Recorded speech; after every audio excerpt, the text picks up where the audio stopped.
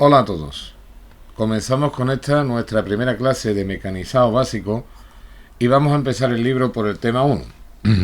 Ya os adelanto que cuando pasemos del tema 1, cuando terminemos el tema 1, pasaremos directamente al limado para poder empezar las prácticas en taller. ¿De acuerdo? Bueno, pues vamos a ver. Esto que vamos a ver hoy es una introducción donde nos muestran qué es lo que es un taller de reparación de vehículos, cuáles son las herramientas, cuáles son los riesgos, las normas de prevención y protección, los equipos de protección individual, el tratamiento de residuos del taller y la señalización del taller. ¿De acuerdo? Pues vámonos, empezamos. El taller de reparación de vehículos es un establecimiento industrial en el que se realizan las operaciones encaminadas a la restitución de las condiciones normales del vehículo, o sea, a arreglar coche. ¿Vale? Los talleres de reparación se agrupan en, según su función, talleres de electromecánica, taller de carrocería y pintura, y hay más tipos. Pero bueno, vamos a quedarnos con lo que nos dice el libro y así no nos enredamos. Talleres de electromecánica, trabajo de reparación o sustitución en el sistema electromecánico del vehículo, diagnosis, sustitución de neumáticos, circuito de climatización, etcétera. Echarle un vistacillo. Taller de carrocería y pintura, trabajo de reparación o sustitución de elementos de carrocería, guarnicionería que es, bueno, pues todo lo que son tapizados y demás historias, y acondicionamiento interior y exterior. También realizan los trabajos de preparación de superficie, pintura y personalización. Los talleres también pueden clasificarse, dice a continuación, atendiendo a la vinculación con los fabricantes de vehículos. Talleres genéricos o independientes, no están vinculados a ninguna marca, ¿de acuerdo? O talleres oficiales que están vinculados a empresas fabricantes de vehículos. Son los concesionarios y los agentes, ¿de acuerdo? Un concesionario tiene una relación directa con el fabricante y el agente, digamos que es un concesionario pequeñito que depende de un concesionario mayor. Venga, vamos a continuar. El taller debe ser diseñado siguiendo las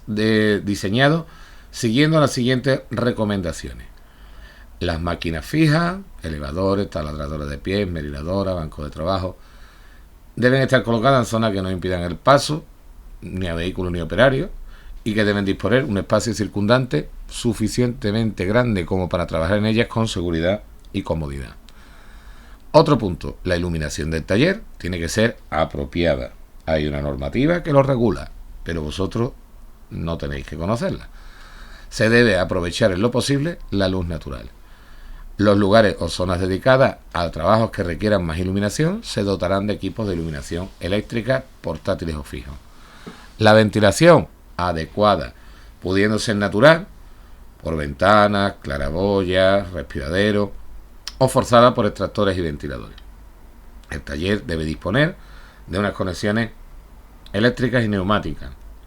Conexiones eléctricas, enchufes, conexiones neumáticas, una instalación de aire comprimido. El taller también dispondrá de equipos de extracción de gases para motores y soldaduras. Hay una normativa que ya se os explicará en su momento, se os mandará por si queréis consultarla. Hay una normativa de seguridad e higiene que debe ser cumplida en todos los aspectos.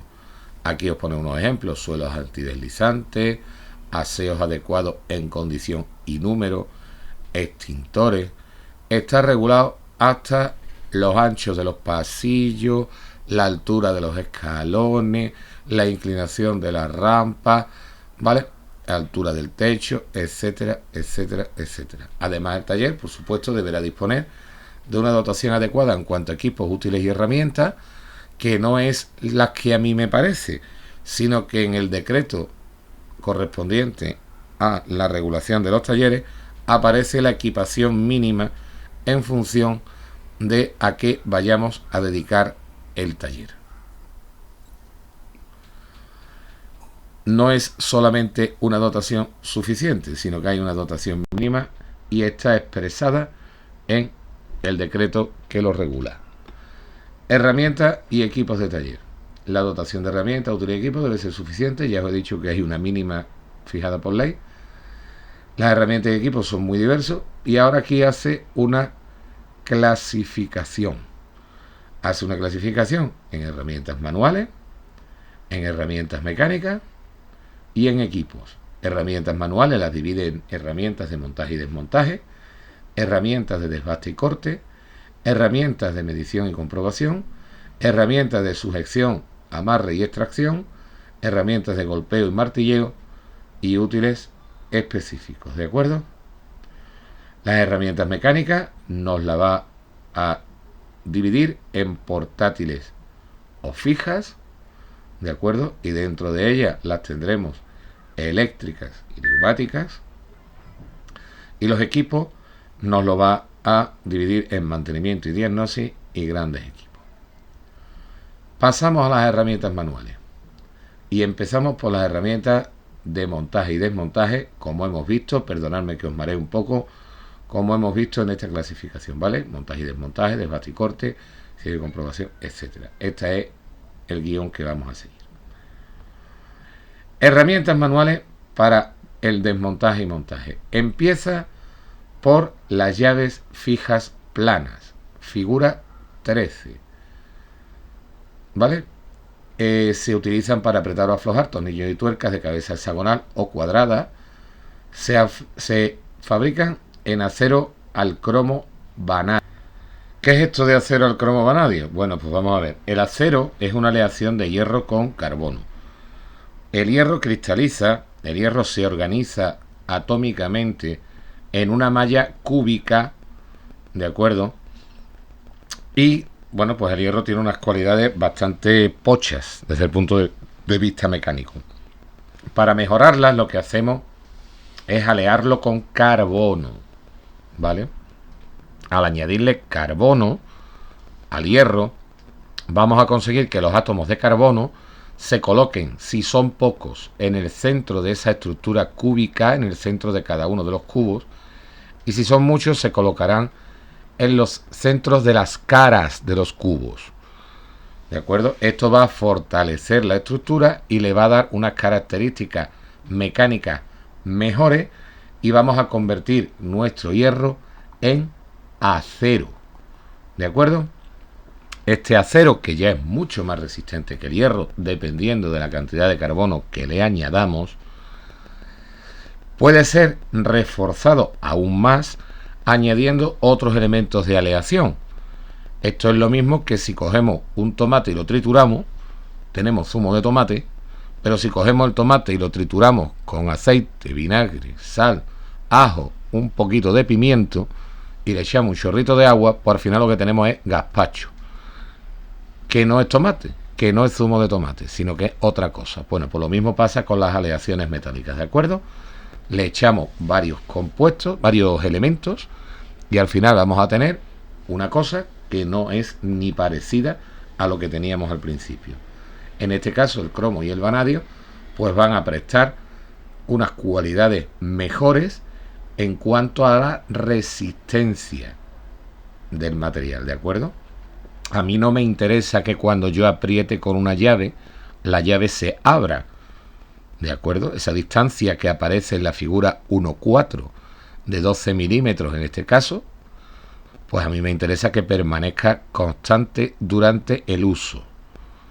Eso lo vamos a conseguir utilizando materiales de alta resistencia y procesos de fabricación que van a aumentar aún más la resistencia. La mayoría de las llaves son forjadas, es decir, se hacen con el acero al rojo y a golpes, ¿de acuerdo? Esto le da al acero una mayor resistencia mecánica. No confundan el concepto de resistencia con dureza, ¿vale? La resistencia es la capacidad de soportar esfuerzos. La dureza es la capacidad de no ser rayado, ¿de acuerdo? El vidrio y el diamante son duros, pero no son resistentes. La madera es mucho más resistente y sin embargo no es dura, es blanda, Lo contrario de duro, blando. Lo contrario de resistente, frágil en el caso de que se produzca la rotura, o, para entendernos, blandito, que se puede deformar, ¿vale? Con facilidad. Vamos a ver. Estas llaves fijas planas dice que se clasifican por la distancia entre sus bocas, medidas en milímetros. Las más utilizadas, que son las que normalmente os hemos pedido, van pues de una 7 a una 22. Existen llaves desde pequeñísimas hasta enormes, ¿de acuerdo? Ahí habla de 4,5 a la 20,32. ¿Por qué te da dos medidas? Porque estas llaves suelen llevar una medida en cada uno de los extremos y suelen ser, salvo en las llaves grandes, medidas consecutivas. Si estuviéramos trabajando con tornillería, el sistema en pulgadas, el sistema sajón, el sistema que se utiliza en Reino Unido y en Estados Unidos, pues lo tendríamos en pulgadas. Como la pulgada es muy grande, son 2,54 centímetros, es decir, 25,4 milímetros. Normalmente las llaves se miden en fracciones de pulgada, ¿vale? 3/4, media, 1/8, ¿vale? Vale. Dice que esta herramienta se debe empujar con la palma de la mano. De esta manera se evita que en caso de que la herramienta resbale, pues darle un puñetazo o lo que sea y hacernos daño en los nudillos. Si en vez de empujarla estamos tirando, pues agarraremos la llave con la mano y no usaremos el dedo gordo por idéntico motivo. ¿De acuerdo? Una cosita antes de pasar a las llaves de estrella. Estas llaves se deben usar lo menos posible. ¿Por qué? Porque cuando vamos a aflojar o apretar un tornillo, este tiene 6 caras. Cuando utilizamos una llave fija, como esta, estamos apoyándonos en 2 puntos del tornillo.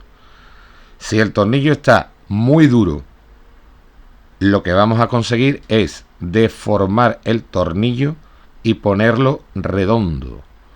¿De acuerdo? Cuando vamos a aflojar un tornillo o vamos a apretar mucho un tornillo, tenemos que usar llaves que se apoyen en más puntos del mismo.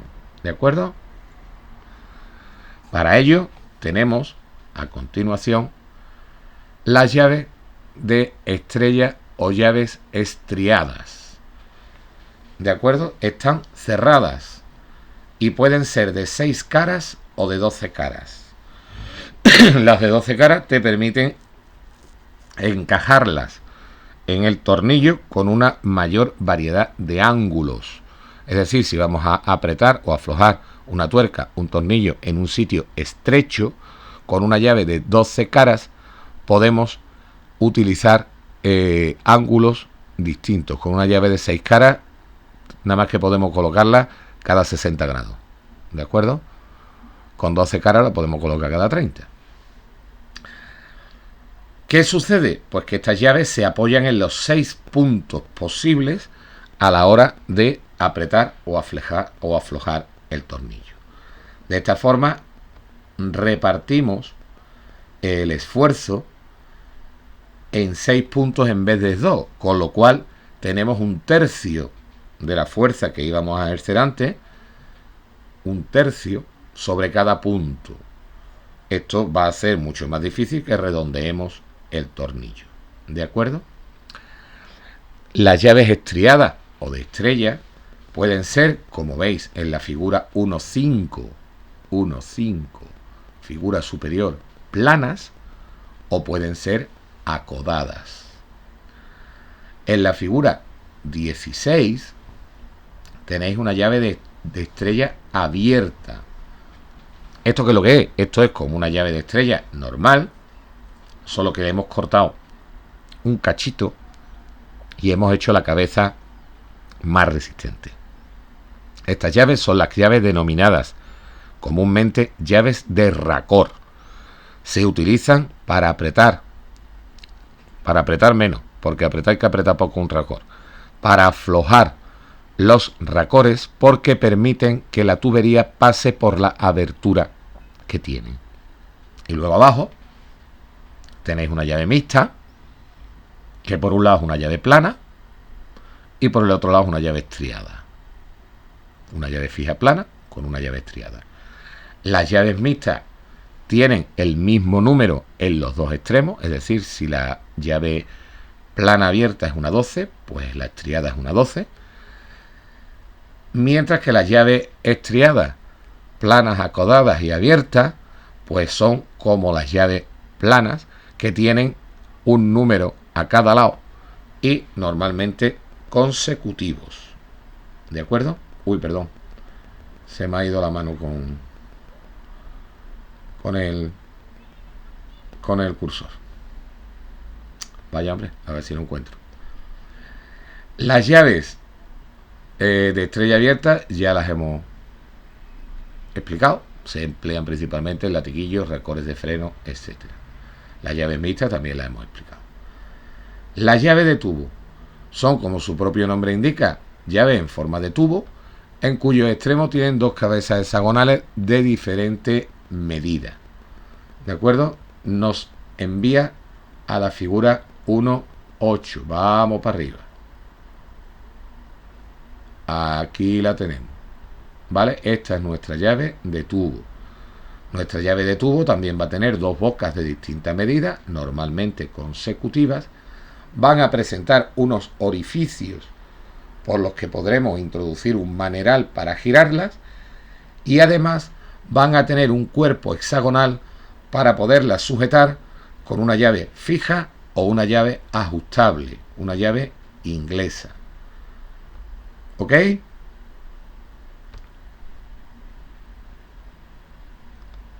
Continuamos.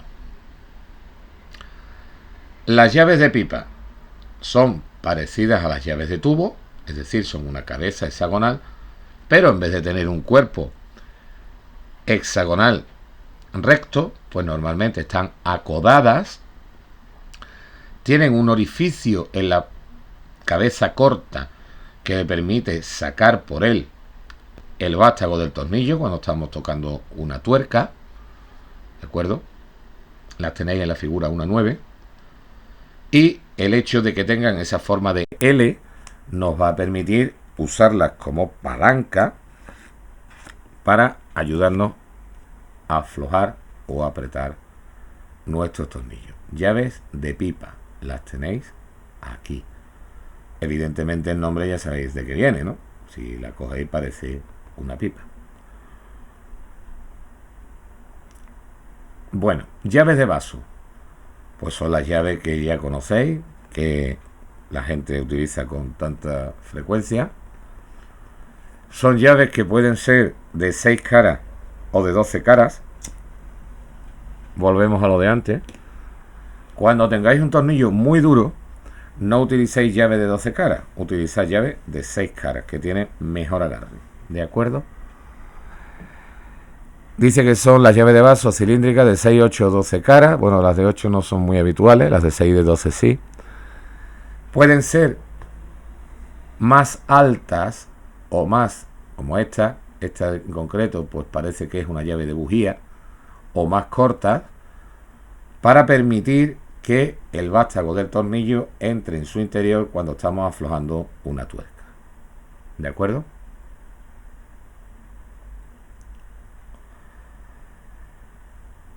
Las llaves de vaso pues normalmente se comercializan en maletines porque hace falta un instrumento para girarlo, que puede ser un maneral, que es una barra con un acoplamiento para la llave, o una carraca. Entonces viene todo el conjunto, normalmente vienen en maletines. Y bueno, se utilizan mucho y están sustituyendo a las llaves fijas planas y a las de tubo, pero a una llave fija lo que no le puede, el trabajo que no puede suplantar una llave de vaso, es que la llave fija puede entrar y aflojar elementos que no son accesibles por su longitud. Entonces algunas veces no tenemos más remedio que usar las llaves fijas planas, pero ya he dicho que lo menos posible, porque es la mejor forma de cargarse un tornillo. Estas llaves tendrán, por un lado, tallado la medida de la tuerca o del tornillo que queremos apretar o aflojar, y por el otro lado tendrán un acopamiento que normalmente es cuadrado y que los más habituales son de 3/8, de media y de 3/4 de pulgada, ¿vale? Dependiendo del tamaño de la llave, así será el acoplamiento cuadrado, que nos permitirá moverla, girarla. Esta llave, si queremos utilizar, ya estamos otra vez con el cursor. Esta llave, si queremos utilizar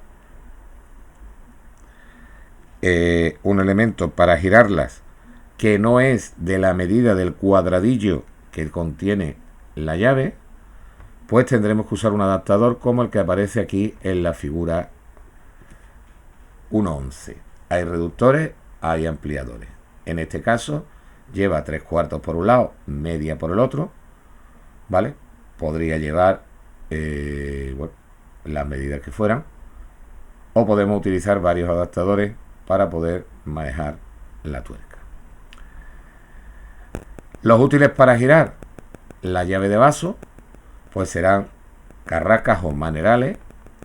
Aquí tenéis útiles de giro. Tenemos nuestra carraca, que como ya sabéis es dentada y reversible, nos permite apretar o aflojar y hacer la carrera contraria en vacío. Tenemos un maneral, aquí lo tenéis, una barra con un acoplamiento deslizante, ¿vale? Tenemos, aquí abajo lo tenéis más grande. Tenemos lo que denominamos coloquialmente palillos, que son prolongaciones que se colocan entre la herramienta con la que vamos a girar y la llave, para permitir distanciarnos de ella si fuera necesario, porque el espacio nos impidiera operar directamente con la llave en el dispositivo de giro.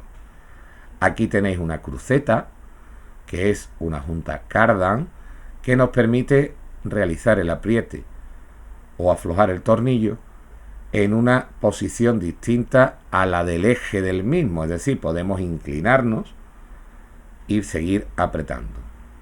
¿De acuerdo? Aquí habla de berbiquíes. El berbiquí es una manivela como la de echar los tordos, en cuya punta se coloca la llave en cuestión.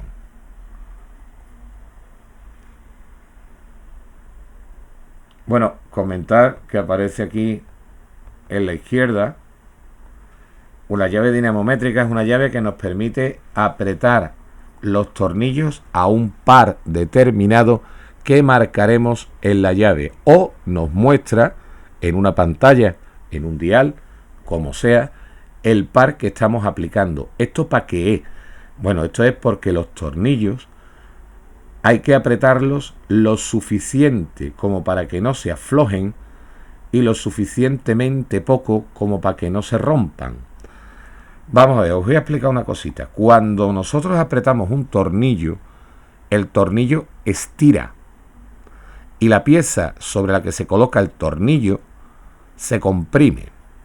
Si apretamos el tornillo muy poco y el tornillo no se estira, la tuerca se aflojará o el tornillo se aflojará. Si lo apretamos más de la cuenta, el tornillo se romperá. Por lo tanto, cuando se diseña una unión roscada, se aporta siempre el par de apriete necesario. Ese par de apriete, para darlo, tenemos que tener una llave dinamométrica. ¿De acuerdo? Imaginaos, el tornillo una vez apretado es como un muelle estirado que estuviera comprimiendo las partes que estamos uniendo. Si lo apretamos poco, el muelle no comprime y las piezas se sueltan. Si apretamos mucho, estiramos el muelle, nos lo cargamos y tampoco aprieta. ¿De acuerdo? Dice que hay veces que el maletín donde vienen suministradas las llaves de vaso, pues trae llave de vaso, llaves Torx y llaves Allen. Las llaves Torx son las que tienen o bien el vaso un hueco de estrella de 6 puntas o bien un macho que entra en un tornillo que tiene un hueco en forma de estrella de 6 puntas. Las llaves Allen son las que tienen forma hexagonal y también, ¿vale?, sería el contrario a la tuerca o al tornillo. Sería un tornillo con un hueco en medio de forma hexagonal. Dice que hay dos tipos de calidades diferenciadas. Bueno, dos tipos de calidades diferenciadas no, las hay que están hechas de miga de pan, ¿vale? Y se rompen nada más mirarlas. Pero bueno, en general tenemos llaves de cromo, vanadio y molibdeno, que ya os he dicho antes que son los elementos de aleación, que son llaves para trabajo, hombre, normales, y luego para trabajo en grandes esfuerzos se utilizan llaves de impacto, que normalmente son de color negro, son más robustas, tienen paredes más gordas, son más fuertes y se utilizan para herramientas neumáticas, para destorgolpes, etcétera. ¿Qué es un destorgolpe? O un destornillador de impacto. Es un destornillador que se maneja con un martillo. Tiene en la punta la llave, la punta del destornillador, lo que sea, y tiene un mango por el que se agarra y se golpea en la parte trasera con un martillo. Cuando nosotros golpeamos el martillo, el tornillo en la punta girará a la derecha o a la izquierda. ¿De acuerdo? Tiene un sistema de ajuste, ya lo veremos en el taller, que nos permite hacerlo para apretar o para aflojar, pero siempre con el impacto de un martillo. Lo vamos a utilizar, por ejemplo, cuando tengamos que quitar una bisagra de una puerta de un coche. ¿De acuerdo? Si está sujeta con tornillos, normalmente tornillos de cruz, Phillips o tornillos Allen, pues vamos a tener que utilizar un destorgolpe porque son tornillos que están apretados a un par muy alto. ¿De acuerdo? Te dice que, bueno, lo que ya os he explicado antes, las llaves de cromo... Coño, con el mosquito. Las llaves de cromo vanadio, pues son cromadas, es decir, color metálico lisa, normalmente brillante, y las llaves de impacto son más rugosas y son de color negro mate. Bueno, pues seguimos. Ahí tenéis en la figura 1.14 llaves de vaso reforzadas, que se utilizan normalmente en herramientas de impacto. Y a la derecha pues tenéis un juego de llaves de vaso pues en su correspondiente maletín. ¿De acuerdo? Las llaves Allen ya las hemos explicado cómo son. La medida exterior en milímetros coincide con la distancia entre caras opuestas. Y las llaves Torx, como ya hemos dicho, es una estrella de 6 puntas. Las llaves Allen, como ya hemos dicho, se miden en milímetros coincidiendo con la distancia entre caras opuestas, y las Torx se denominan con una T seguida de un número que indica la distancia entre puntas de la cabeza, ¿vale? Es decir, una Torx 15 será una estrella de 6 puntas cuyo diámetro, digamos, del círculo que contiene a esa estrella será el número que aparezca a continuación. ¿De acuerdo? Las llaves ajustables debemos intentar usarla lo menos posible, la llave inglesa sobre todo, ¿vale? La llave inglesa debemos intentar usarla lo menos posible. ¿Por qué? Porque la llave inglesa, por muy buena que sea, tiene una cierta holgura una vez que le damos la medida que sea. Esto nos va a ayudar perfectamente a poner redondos los tornillos, ¿de acuerdo? La llave inglesa la tenéis aquí, todo el mundo la conoce, pero bueno, vamos a explicarlo. Es una llave fija que tiene, es igual que una llave fija, pero uno de los dos extremos es desplazable. Y por lo tanto podemos cambiar la medida de la llave. ¿Vale? Bueno, hay que tener mucho cuidado con ella, ya os lo he dicho, porque es una manera magnífica de poner los tornillos redondos. La llave grifa, que su nombre es llave Stilson, la tenéis aquí en rojo, de figura 1.19. Es una llave que, como veis aquí, moviendo esta ruleta negra, podemos separar o acercar las dos mordazas. ¿De acuerdo? Esta llave lleva un dentado y puede utilizarse para girar elementos redondos. ¿De acuerdo? Cuando esta llave, la parte móvil, la parte superior, tiene una cierta holgura que hace que cuando la coloquemos en el sentido adecuado, porque esta llave se puede usar por un lado o por otro, es decir, la podemos colocar con esta cara hacia arriba o con esta cara hacia abajo, y la holgura que tiene entre las dos mordazas la tendremos que colocar de manera que cuando hagamos el esfuerzo que queremos, las mordazas se cierren y aprieten lo que estamos aflojando. Si la usamos al revés no sirve absolutamente para nada. Y luego también nos habla de la llave de cadena, que la tenemos aquí abajo. Es una llave que se ajusta y al apretarla la cadena se cierra sobre el elemento y nos ayuda a aflojarlo. Son muy utilizadas, por ejemplo, para el cambio de filtros de aceite, de esferas de suspensión, etcétera, etcétera. ¿Vale? Los destornilladores, bueno, pues yo creo que a esta altura no tengo que explicar mucho, ¿no? Tienen un mecanizado en la punta que puede ser de distintas maneras. Pueden ser de estrella o Phillips, que es lo mismo. Pueden ser planos. Pueden ser Pozi Drive, que es una estrella doble, es decir, es un Phillips que tiene unas estrías entre brazo y brazo de la estrella. Pueden ser Torx, pueden ser Allen, pueden ser de distintos tipos. ¿De acuerdo? Tienen un mango, ¿vale? Y al final de la punta, pues tendrán el tallado correspondiente al tipo de tornillo que queramos, sobre el que queramos trabajar. Herramientas manuales de desbaste y corte. La función de las herramientas de desbaste es la de afinar o repasar la superficie de las piezas. Las herramientas de corte para separar o cortar las piezas empleando los distintos tipos de corte.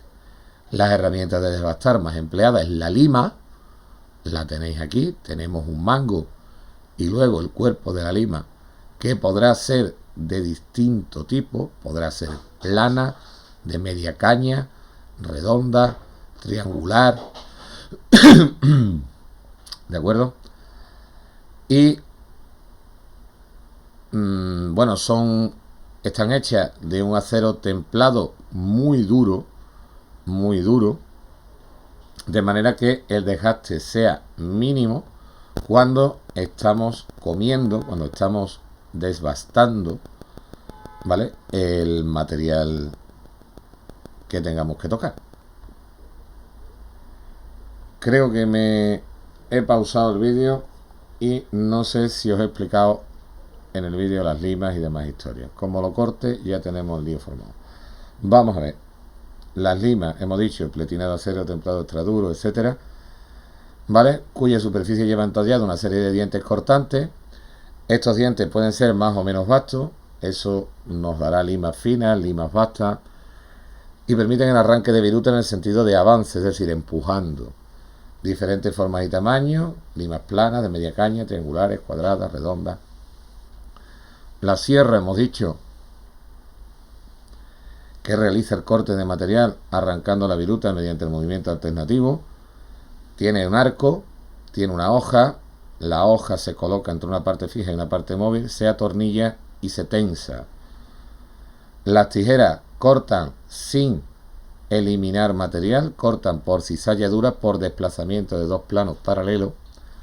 Las cizallas, bueno, las tijeras se utilizan para materiales relativamente blanditos.